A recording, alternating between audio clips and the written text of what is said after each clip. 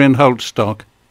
We have 3 guests and 2 topics tonight, all about improving community life here in Peterborough. Just a reminder, this is Salaam Radio broadcasting live locally on 106.2 FM. We're also on Facebook and YouTube and salamradio.co.uk. Community Matters is here to ask questions that matter to our community life. Peterborough is one of the most diverse communities in the country and has been likened to being an inner-city London borough. My first guest is Femi Olasoko. Femi has lived in Peterborough for almost 10 years with her family. She has wide experience of working in the development of communities and faith groups in Peterborough, herself a Christian. Now, last December, Femi was appointed to a new role and started working for the Near Neighbours project that serves all of Peterborough, and that's how we met. Femi, welcome. Thank you. Did I get the introduction right? Yes, you did. Okay. So first of all, what is Near Neighbours? Okay, Near Neighbours is an organisation that caters to the community to promote social interaction and social action. Mm-hmm. We were formed by the Church of England. The funding we have come from 2 main sources. It's the Church Urban Fund and the Ministry for Housing, Communities and Local Government. So the government's actually investing through you? Yes. And does that mean that this is specifically a church project? No. This project is open to all faiths and all ethnicities, and it's just to promote conversation, to bring people together who are neighbours in this diverse community that we've got here. I love that title, Near Neighbours. Yes. We, of course, are near neighbours with many people who are very different from ourselves. Yes. And the opportunity to get together and learn from one another is really great. It is indeed. So what Near Neighbours promotes is interaction between people who are different, who want to see difference not as a disadvantage but as an opportunity to learn about others, to build relationships and to create trust and collaborate to make their communities better. So do you run all these projects, or how does it work? We have 4 main focuses on the project. We have a small grant that community groups can apply for. Okay. It's between £250 and £5,000. It's a fund that they can use to do a lot of social actions. We usually would encourage that communities come together. So, for instance, different faiths can come together, or different ethnic groups can come together to do a particular social action to address an issue that they've noticed in their community. The fund is relatively easy to apply to. It's a very small and simple application form. You don't have to be a registered charity to apply to this funding, and it comes through my desk as the social hub, the local hub coordinator, and of course within 1 week I send it off to the head office where a decision is made whether that is something that would benefit that community. So you act as a bit of a gatekeeper, a conduit, yes, a conduit, maybe a bit of a coach as well. If an organisation isn't too sure how to fill out the application. Yes, indeed.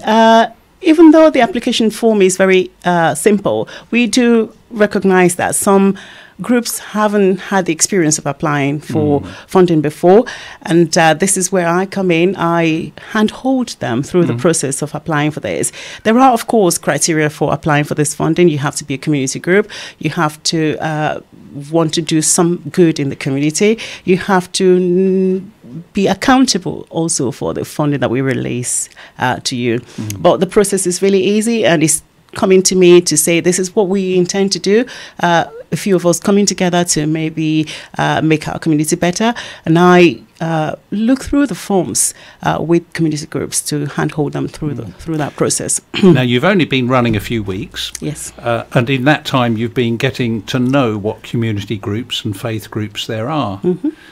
But have you already processed any grants? We have submitted, thankfully, Yeah. two main application forms, one by an organization who supports refugees and asylum seekers in the city, and one also by the Garden Project, who are running a homeless service, like a day center, Right. to support people who are homeless in Peterborough. And we've been able to sit together and apply for these two pots of funding, which we're hoping that will be considered. And the turnaround is usually within 3 weeks of the application. The next application round, however, is not open until April, when the funding is released. And I'll be going around community groups to talk about this and to promote it amongst our community groups. So now's the time people should be thinking, what do I want to apply for? What advice can you give them? Yes. And how they can perhaps link with another group? Yes, If indeed. if it's a church, maybe can they link with a mosque or Yes, a indeed. Hindu temple? Yeah. Yeah. So we've got groups that might be supporting women. So maybe, for instance, a Muslim group and a Christian group. They can come together. They're both supporting women. We want to actually promote that kind of collaboration.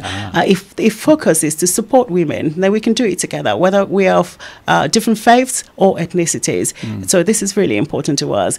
Another thing we've got on the project, of course, is what we call the Catalyst Leadership Program. This is geared towards age 16 to 26. And we are very, very fortunate to have received a pot of funding from the Tudor Trust in order to deliver this program for 3 years in Peterborough. It's aimed to promote, of course, leadership qualities and a community understanding amongst young people. So they'll be looking at topics that are faith related.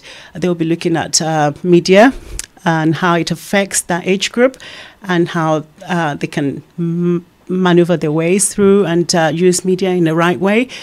They would also be looking at issues around community action, what they can actually do as young people to contribute to their communities. So a lot of these topics are going to build skills in them. And after that 4 days training that we're putting on, we would handhold them through maybe going into training or employment, and they become alumni with us. We are looking to recruit through community groups, through colleges, through schools. It doesn't necessarily have to be young people that are already in leadership positions in their schools or colleges.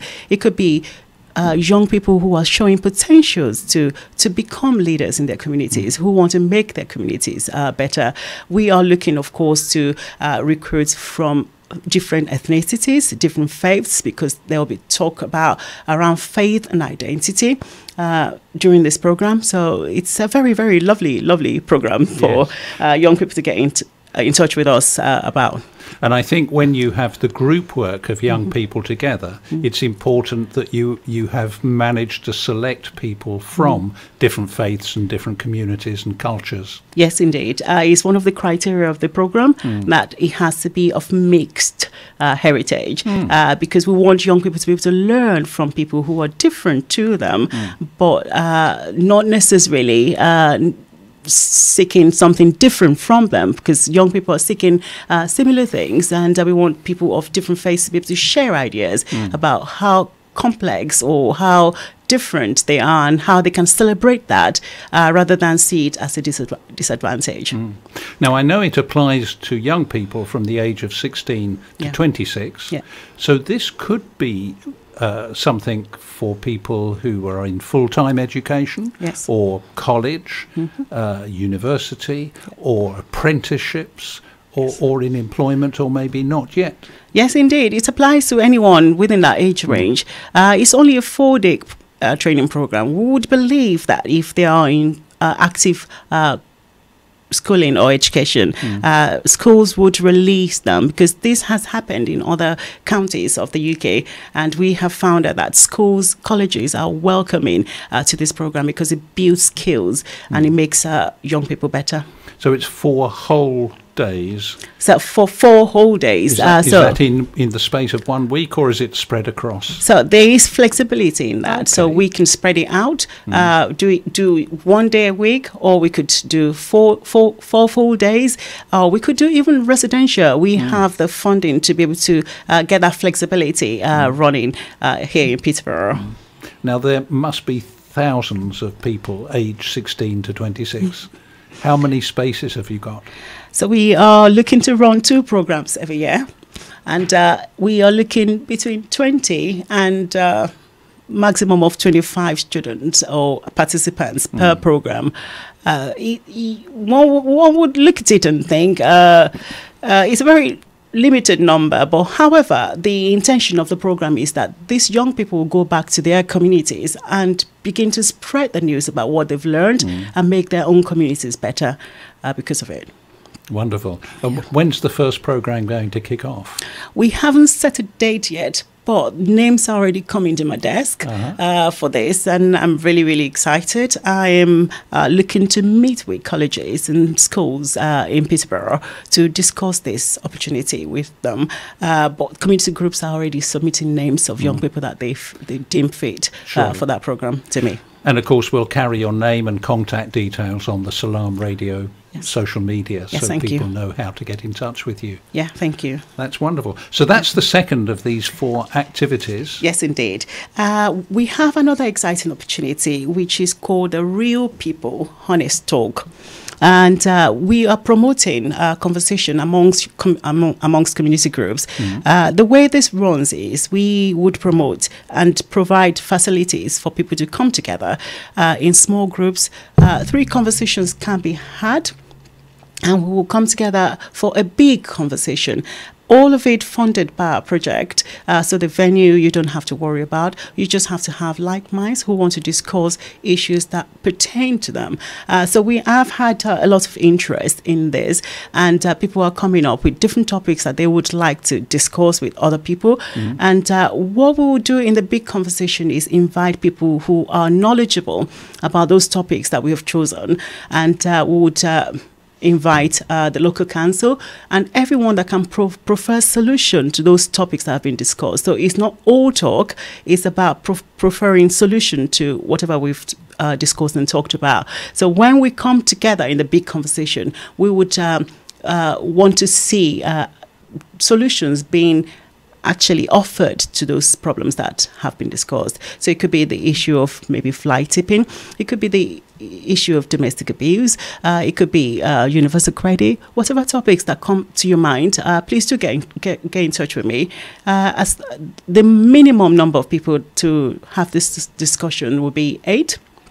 And we would encourage people to come together with like minds and discuss these things, these issues that actually pertain to their communities.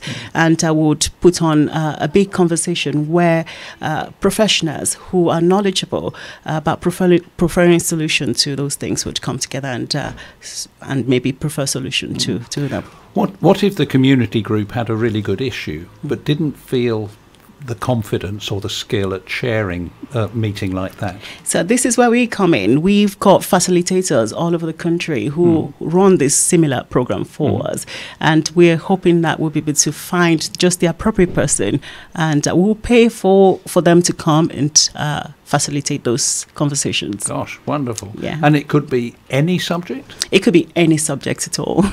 However, we would not promote party political or conversion to religion. Of course, yes. But it could be something to do with getting religions to understand one another. It could be, yes. That's lovely. Yes.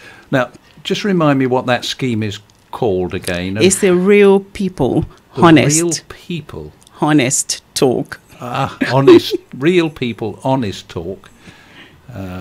Yes, okay. I'll have to work at trying to remember that. All right. We're going to break shortly for a time of prayer, and then we'll be back live in a few minutes. You're listening to Salaam Radio, and it's now time for Maghrib Azan. This Azan is sponsored by UK Islamic Mission, serving humanity since 1962. Allahu Akbar, Allahu Akbar, Allahu Akbar, Allahu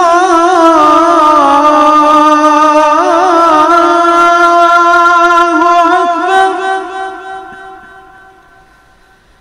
Ashhadu an la ilaha illa Allah.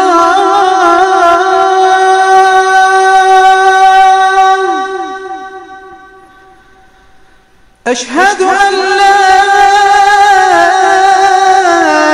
إله إلا الله.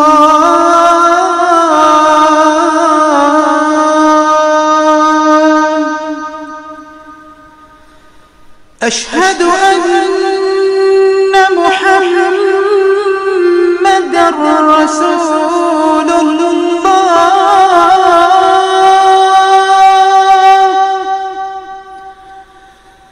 أشهد أن محمدًا رسول الله.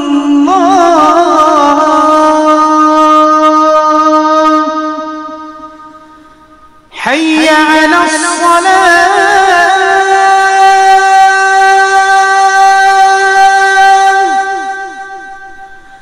حي على الصلاة.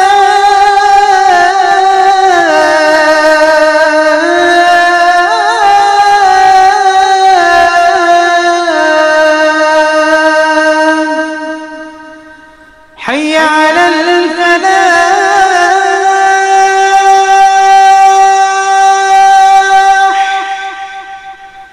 حي على الفلاح.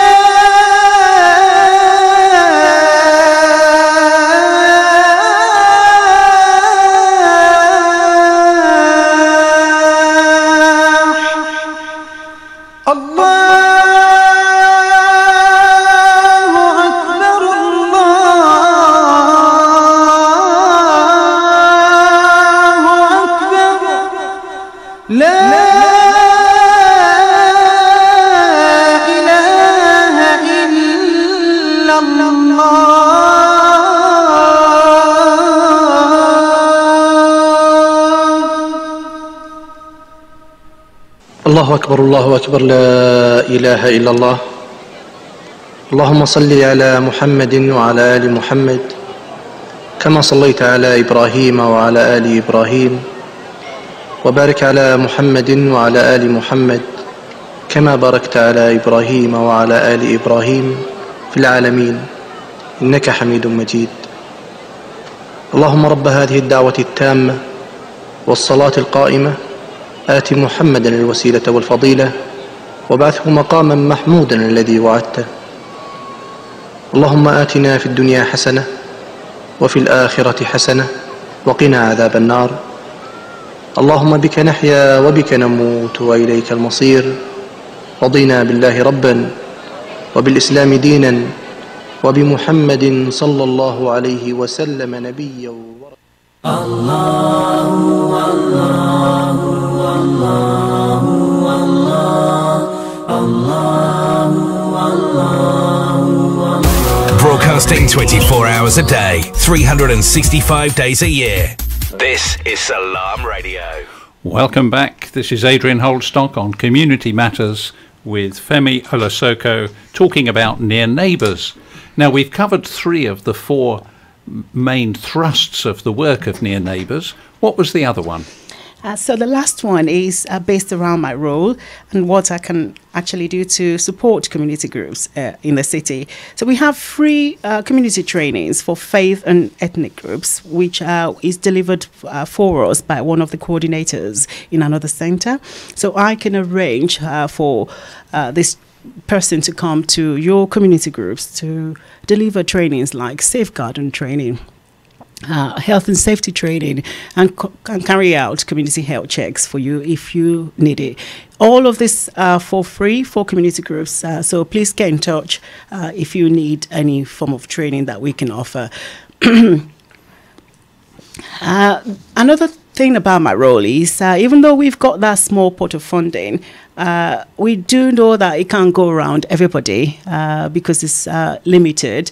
I can also handhold groups to apply for other pots of funding that are available. So I have a list of places that people can go to, especially if you're a small group without a registered charity status. We know a few places we can signpost you to apply for such funding. Another thing is to encourage, of course, good practice amongst local community groups. So if you're, for instance, carrying out your activities in the place, we want to be sure that you're carrying out safety checks and carrying out your you have your safeguarding policy, and you have your health and safety policy, because we want you, if as you do the good that you do in the community, to be able to get that kind of support from us as well. Apart from the free training for faith and ethnic groups, we are happy to put on big trainings if community groups will come together. If there is a particular need that is common to a lot of community groups in Peterborough, if it's not something that we offer, we're actually happy to fund, to have you apply for a pot of funding from us to be able to have that as well. If you get the funding, one of my roles would be to visit and to encourage you as you carry out the project that you got the funding from us for. Gosh, what a comprehensive service that is. And I know local groups, whether they're formal charities or residents' associations or maybe faith groups, have great ideas or they see particular needs and they really want to bring something to bear to overcome those problems and to take those opportunities up. But they're not very skilled about applying for grants or knowing things like risk assessments and so on. To hear what you're saying there is that you'll hold our hands and you would support or bring in the experts who could do that. Yes. Or even if a particular request doesn't come under the Near Neighbours scheme, then you could signpost us to where we might get financial or expert support. That's Indeed. Wonderful. Yes. You are the person to know. Now, I see you're holding a brochure to do with Places of Welcome. What's that about? Yes, so Places of Welcome is a growing network of hospitality run by local community groups and faith institutions. We have observed a lot of coffee mornings are struggling to get people through the door because people don't actually particularly know where they are based or when they are running because of the nature of most community groups and centers that we've got. They're closed most of the time, so if someone comes there and doesn't see anybody running the coffee morning and they don't know who is running it or when it's open, there is a problem with that. So there is an initiative called the Places of Welcome where coffee mornings can come and join this initiative. What they get from us is the free advert on the national website, which would tell people the location of the coffee morning. It would also tell them, of course, the time that is open, and it would tell them how they can come in and join. There are, of course, some requirements from us for Places of Welcome. We call them the 5 Ps. The 5 Ps indicate that we would want the place, of course, to be open at the same time every week because it's going to be advertised on the website. We want people of any background to be able to come to that as well. We want presence, so that means there is somebody available at the center to welcome people in. We want provision as well, so that means that tea and coffee should be free to anyone that comes in, and they should be able to participate, which is the last P. That means that people can feel free and talk about things that they want to talk about. They can chat about things. And of course, if you are running that kind of place for Places of Welcome, we would expect that maybe you can signpost them to available resources in the area. Since I started in December, I've had a lot of people come to me because currently there is no Place of Welcome in Peterborough.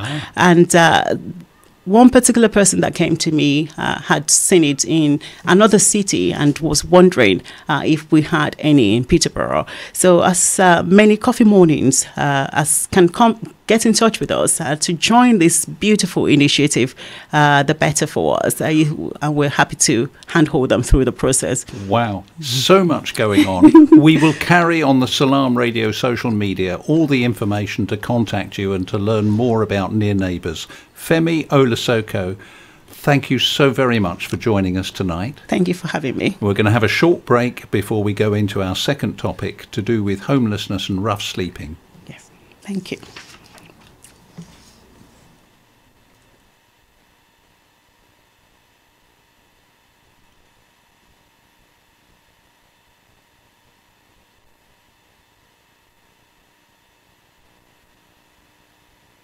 Stay tuned to Salaam Radio after this short ad break. It does not take much to bring some difference. You give some change, which makes a change, because nothing gets mileage like a charity. Just a little change turns into a chain, and before we know it, the results are massive. So give a little to make a big difference. To give donations, call UKIM on 0207 387 2157. दोस्ता की परेशान है जरा कर है ना सारा सौदा मुक्या वा मुल्का विच पैसे भेजने हूं नहीं अमार फूड वाले की फोन खड़का ते फ्री लोकल डिलीवरी कार मंगवा आला ता उत्थे कै स्पेशल आ उना की लबाई हाइजीन च ग्रेड 5 चीजें चंगियां मियारी ते सस्तियां ते नाले ऑफरां ही ऑफरां और क्या ताजा गोश्त ताजी सब्जियां ते फ्रूट आटा चावल दालां मसाले ते जूस सारे बिल जमा करने गैस ते इलेक्ट्रिक ने टॉप अप भी करने पाकिस्तान पैसे बिल्कुल फ्री भेजने मतलब के एक चिड़ी ने दूध छड़ी ते हर शय लबनी उठ जने ने आप उतरा Amar Food Store and Halal Meat 613B Lincoln Road Peterborough telephone 01733 687374. Imagine if you had access to NHS GP services outside of your surgery's normal hours. With the Peterborough GP Hub, you can. Based at the Boroughbury Medical Centre on Craig Street, PE1 2EJ, the GP Hub is run by local surgeries and offers weekend and evening appointments for patients registered with a GP in the Greater Peterborough area. Booking an appointment is really easy. Simply call your surgery as normal and ask for an appointment at the GP Hub. Visit greaterpeterborough.gps.nhs.uk for more information. Do you own a restaurant or takeaway? Cater Fair is an expert supplier of new and used commercial catering equipment. Visit caterfair.co.uk for quality equipment on sale at the lowest prices, or call us on 01733 310 115 or visit us at 11 Royce Road, Fengate, Peterborough. My name is Khalid Siddiq. I'm Saif Adam. Salaam alaikum, this is Baraka Blue. Yo, this is your boy Harris J, and make sure you guys stay tuned to Salaam Radio 106.2 FM. Gems and jewels. Wise sayings, interesting events, and moral lessons from Islamic history. He made the ruler laugh. Asma'i relates from his father that a prisoner was brought before Abdul Malik and was accused of having rebelled against the ruler. Abdul Malik said, "Strike his neck." The prisoner said, "O leader of the believers, this should not be the reward that I receive from you. By Allah, I did not join the ranks of such and such person except because I cared about you and was looking out for your best interests. I am an unlucky man, and I have never fought side by side with a man except that we were defeated. Throughout the years, I have been better for you than 1,000 people on your side who cared about you. I was with such and such a person, and we were defeated. And then I was with such and such person, and we were defeated." He went on mentioning the people that were defeated by Abdul Malik. Abdul Malik laughed upon hearing this and freed the man.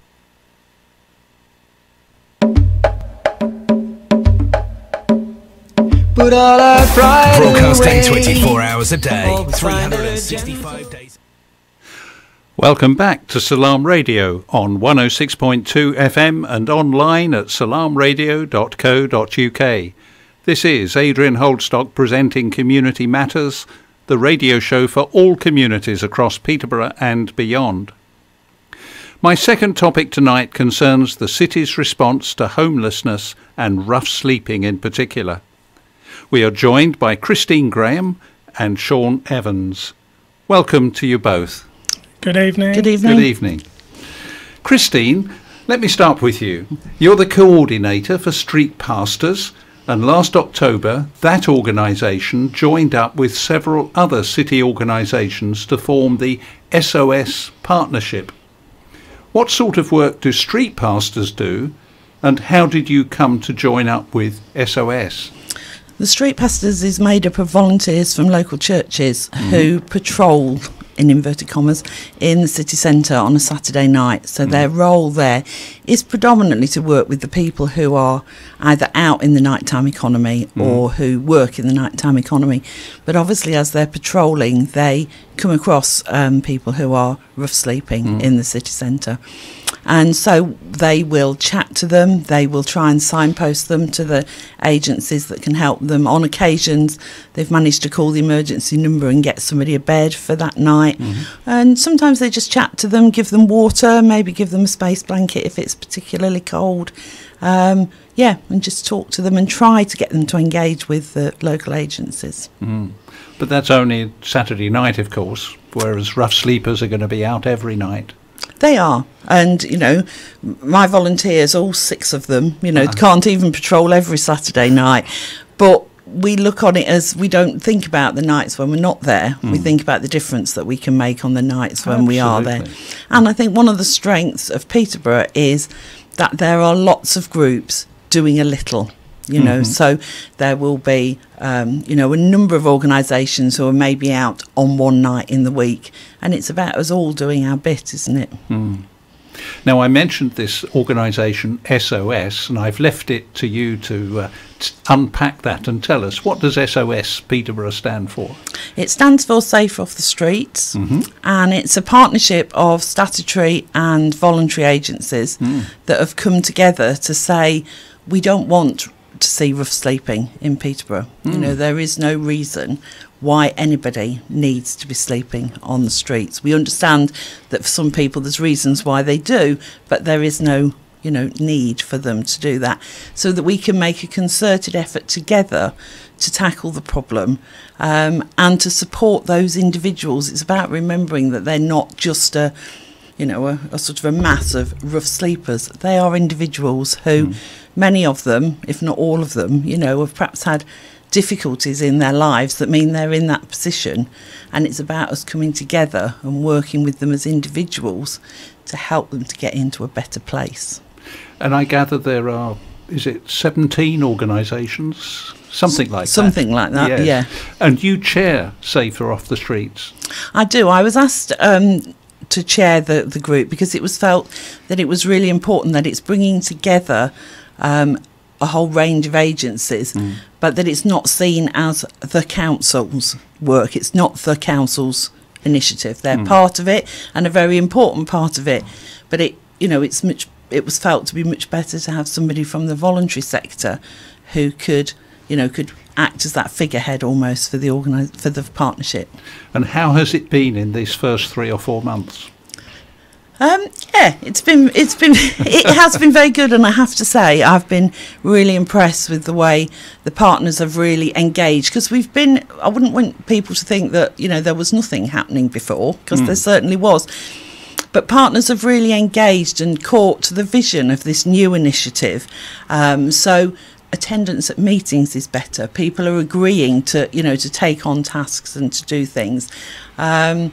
And we are seeing some real changes in the way that we work together, and seeing some very positive things. So, we've got our website, we've got our social media feed now, which allows us to enter into a conversation with the public about rough sleeping, allows us to put right some of those myths that people have about rough sleeping. And one of the biggest things that we've done over the Christmas is this opportunity for people to donate money to the work of Safer Off the Streets rather than giving to beggars on the street. So you want to help these people who are rough sleeping, then use the donation window or use the website or use the collection boxes and do it that way, and we will coordinate the support for rough sleepers. And by using that window, I think you're referring to a contactless card payment service? I am. We've got the one window at the moment. We're hoping to have more around the city, but it's currently in the Argo, on the side of the Argo Lounge. And yeah, people can just hold their card up against it, and that'll take a £3 donation. Oh, that's wonderful. Just as they're passing. So every time you see a person in need, pop into the alleyway beside Argo Lounge, and £3 goes to a really good cause. Yeah, that's wonderful. Let me bring Sean into the conversation. Sean are you still Housing Needs Manager? I am. That's how we introduced you. It was a year ago you came to speak about rough sleeping. Yeah. So you're Housing Needs Manager for Peterborough City Council. Sean has worked on housing and homelessness for the council for over 15 years, and for the last 8 years has managed the Housing Needs team. Is this still all current information, or have you Yes, I have some support now. I've got 2 operations managers that support me now very ably, and the team has grown over the last year. Has it indeed? It has, yes. We've had alongside rough sleeping, homelessness has changed significantly in the last 12 months with the introduction of some new legislation. So we've increased the team to support the work that we now need to do with a wider range of households who would come to us for assistance as homeless. I'm fascinated by that, because in these days of cuts and less central government money coming to local authorities, you're actually expanding. Absolutely, and that's the government strategy at the moment. While we hear nationally that homelessness and rough sleeping is generally on the increase, although the most recent figures for rough sleeping showed a small reduction. The government strategy is that it wants to end homelessness, and it's made some pretty fierce commitments around ending it within the next few years. So there's been a significant investment in homelessness services. The introduction of the new legislation meant that there was some more funding that came our way, and some specific funding that came our way to support the work that we're doing around rough sleeping as well.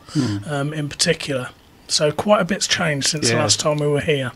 Can I just press you on something you said there about the official number of rough sleepers in Peterborough? Yes. Because I've seen on the council website that it was declared we had had a reduction from 31 to 29. And I think anyone who reads that would wonder, surely not. There are so many more people we are seeing sleeping in garden sheds, down by the river, in tents on Stanley Recreation Ground. And even when it was 31, that seemed an under-recording. But you have to abide by the government's own method of recording. Yeah, we do. It's important to understand that it is just a snapshot on any given night. That snapshot can change. We could do a count tonight, and tomorrow there'll be another 3 people that are sleeping out, or another 2 people that have come off the streets. It is just to provide a guide. The methodology behind the count is it is a physical count. We have a team of people that come together on a given night. 4 o'clock in the morning, there's around about 15 to 20 of us, and we split up into groups, and we go out and we visit all of the known rough sleeper hotspots that we've had over the previous year, 18 months, and anywhere else that we know or believe would be a good spot to get out of the kind of elements. And it's a physical count that's undertaken. It's not going to cover the whole of the district. It covers the key areas where we know people bed down. The important thing to understand as well is it is only counting those people that are bedded down on that given night. So we know that there will be individuals that we are working with The time that we've done the count might be in the winter night shelter, there might be in a crash bed facility, there might be sofa surfing with a friend, they might have got a hotel room for a night. All of those people won't be included in that count because it is just a snapshot of any given night. So it's more really to provide us with a guide on the number of people that are exposed to the elements on any given night. As I say, it can change from one day to the next and from one season to the next. Obviously, we have more provision available in the winter months with the winter night shelter that's managed by the Light Project Peterborough, the crash bed facility that we have in operation with Axiom Housing Association, and the severe weather emergency provision extension with Axiom, and we've got some extended provision with the Children of Adam as well. So there's a lot of provision out there, but the people that we find on the streets will be people that are not using that provision. They are still sleeping out. Yeah. And so, putting aside the government's official method of measurement, yep, the public are observing there are many more people out there. Is that true? And what is the real scale of the numbers? It depends where you draw the line, really. Rough sleeping is really just the sharp end. It is the tip of the iceberg. And you know, what do you include in those figures? If you included everybody that was in a hostel type provision, where it's short-term provision, if you included everybody that was staying with friends on a sofa, those numbers could quickly increase into the hundreds. They could. If you could then include households that are currently accommodated in temporary accommodation, in the city at the moment, we've got around about 320 households in temporary accommodation as well. Those are all households that we're supporting to stop them from getting to a situation where they need to sleep rough. I gather it's a bit of a grey area to define between homelessness and then rough sleeping. Well, I think actually that's pretty clear. I mean, in our view, somebody that's rough sleeping is somebody that is physically sleeping out on the streets or in an abandoned building or area that's not used for habitation. So, as you said, sheds, for example, would be included in that. Okay, but it's also important to understand Peterborough and the geographic area of Peterborough is a very large area to cover. We're not going to cover it with 20 people on any given night. There will be people that are sleeping out in those hotspots. Christine, Safer Off the Streets is a great initiative to turn things around. Joined up thinking is what comes to my mind, that we're partnering, we're not duplicating the provision of food or clothing, we're not competing, but we're cooperating, and all of that is absolutely great. But do you see that the problem itself is getting better or worse? I think that there are a lot of organisations and even individuals who will, start an initiative to help people, whether it's, collecting clothing, whether it's going out and giving out sandwiches, or whether it's those long established organisations like the Soup Kitchen that have been in the city for decades. I think we are seeing an increase in people wanting to physically do something to help. I think one of the challenges is that everybody in their that really positive wanting to help, there is a danger that we have duplication, So we know, for example, that on certain nights of the week, you can choose between 3 or 4 people who are giving out food. There might be other times in the week when nobody is giving out food, for example. So one of the things that we're really looking to do is to really get a handle on who's doing what, and then begin to have a conversation with organisations about, well, we might have some duplication here, but actually we've got a gap here. Can somebody either change the day they do their provision, or can they change the area that they go to? So it's about us trying to facilitate those conversations so that people are enabled to support people who need it, but that it's done in a more coordinated way. And we're really trying to encourage people to look at, when they're supporting people on the street, that there's a very thin line between wanting to do something to help, but actually some of the things that we might do might facilitate or maintain somebody living on the streets, and that's not what we want to do. We don't want, through our good works, to extend somebody's life on the street. Surely. I remember, Sean, I came to a meeting to talk about a particular homeless situation, and you were explaining the different mindset that somebody who has been perhaps in addiction or through becoming familiar and used to rough sleeping. Normality, that was what. Say a little more about that. Yeah, and it's a kind of difficult concept to kind of get your head round, really. I mean, we're used to what we consider to be normal, as we'll go out to work, or we'll go out and do what we do on our day to day, and in the evening we'll go home, and we'll spend our evening in that home, and we'll go to bed and get up the next day, and we'll do what we've got to do that day, and it's. When you're speaking to a rough sleeper that's become sort of so entrenched in the behaviour that they're displaying on a daily basis, that's what they're used to. That's normal for them now. In a lot of cases, they'll wake up in the morning.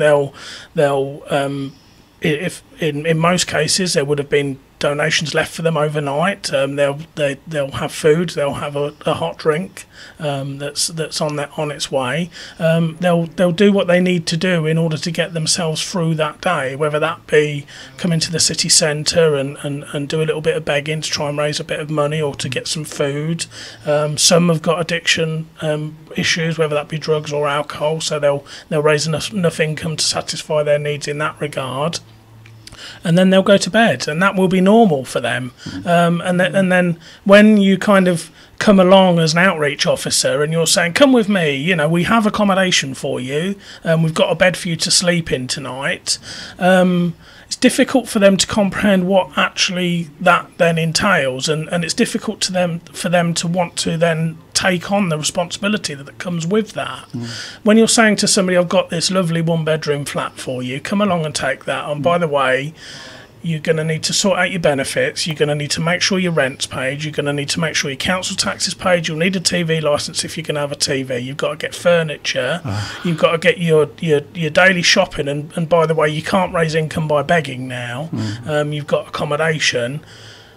For a lot of people, that's a lot to take on after you've had such a long time without having all that responsibility. So it's really difficult to comprehend that, but when you think of it like that, it's really a massive step for somebody who's so entrenched and so used to that normal behaviour to then start making those changes. And that's why it takes a long time to get somebody who is that entrenched off the streets, and it takes a long time to build up that trust.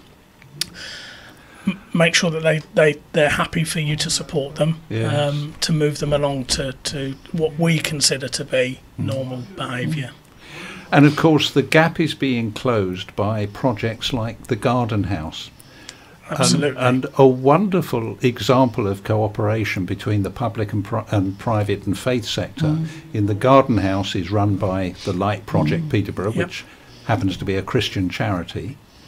And there's a loving and compassionate ethos about that building. But you've got some offices in there. Yeah, absolutely.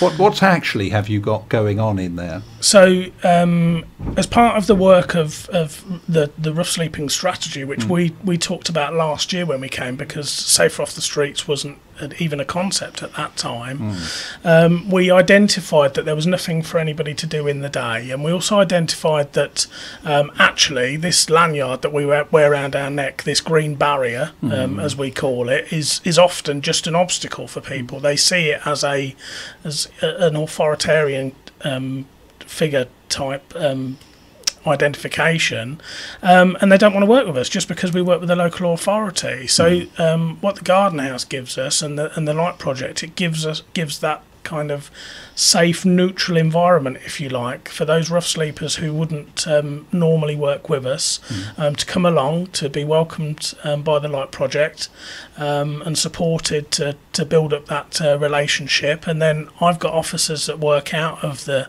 Garden House, and they're able to engage with those individuals and start that outreach work with them in a neutral location, rather than having that person come into the council offices, present to the front desk, desk at reception, which can be quite a sterile kind of formal environment. That's a wonderful model. Yeah, and it's working particularly well.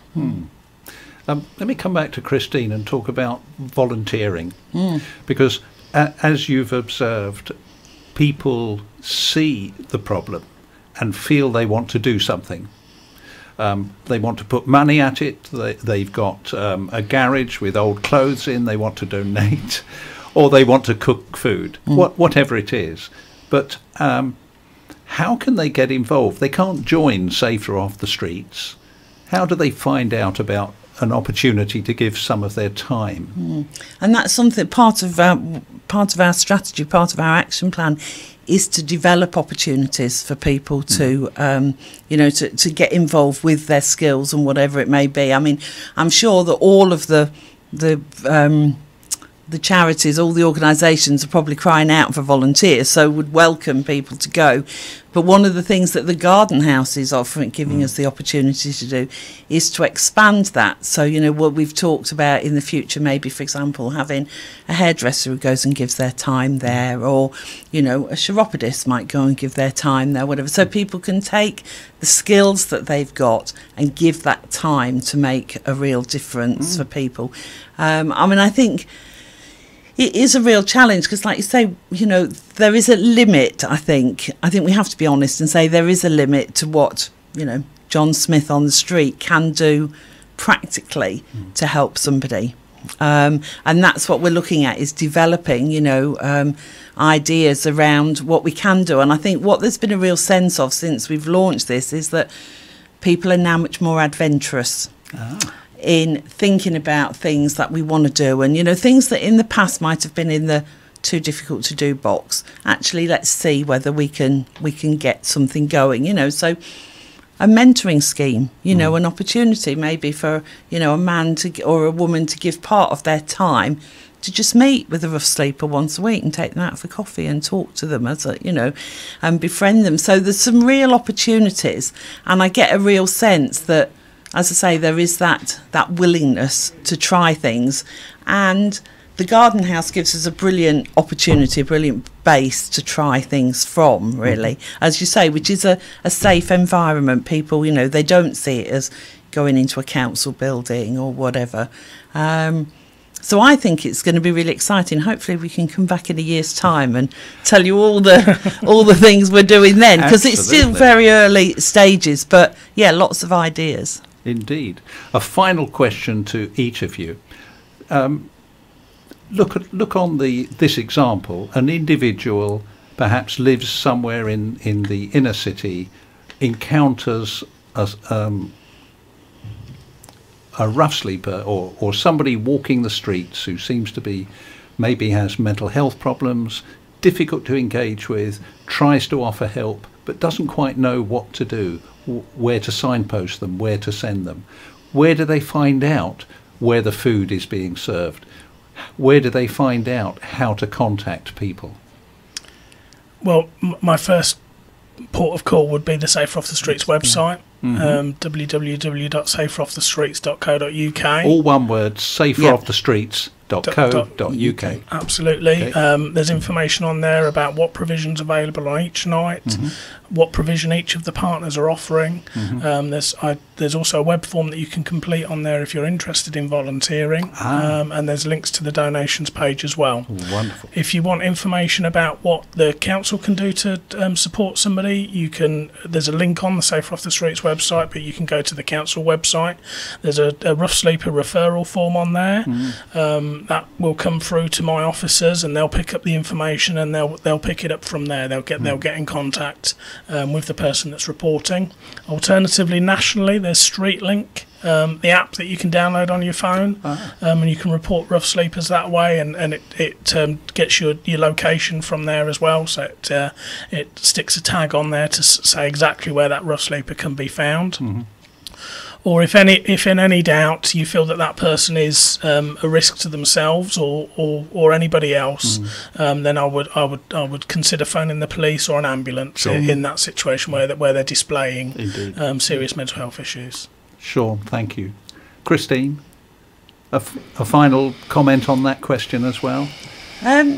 So say the question again. Well, I encounter somebody Yes, who's in that's great right, need yeah. on the streets. Where do I turn? Yeah, and I think I would say the same. It's about, finding the place, that they need to go to. And really, you may talk to somebody on the street and you may walk away and feel like you've not made a difference. But actually, the fact that you've engaged with that person and you've had eye contact with them, that's probably made a massive difference to that person, hasn't it? That somebody has spoken to them that day in a polite, friendly way, is interested in them because they've probably had goodness knows how many people give them abuse that day. See them as a human being. Yeah, definitely. Yes, absolutely. Well, definitely. We're coming to the end of our show tonight. So many thanks to our two guests, Sean Evans, the City Council's housing manager, and Christine Graham, who both coordinate street pastors and now also chairs the Safer Off the Streets partnership. Thank you. And to everyone behind you who volunteers to support our rough sleeping. That's all we have time for tonight. We'd like to be a community that lives in peace and harmony. Salaam, shalom, and the peace of God to everyone. Good night. We're off air.